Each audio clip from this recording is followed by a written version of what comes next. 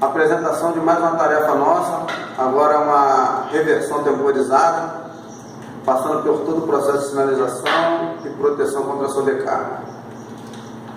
Vamos armar aqui a nossa rede, ligar o disjuntor aqui do comando, automaticamente já acende a nossa sinalização de pronto para partir, o stand-by, e vamos startar o quadro. Lembrando que é uma reversão temporizada, vamos startar, ele vai contar um determinado tempo, coisa de 10 a 12 segundos, e vai inverter a rotação da máquina, como foi visto aqui. Sinalização de horário e anti-horário, uma sinalização sonora dada aqui pela sobrecarga,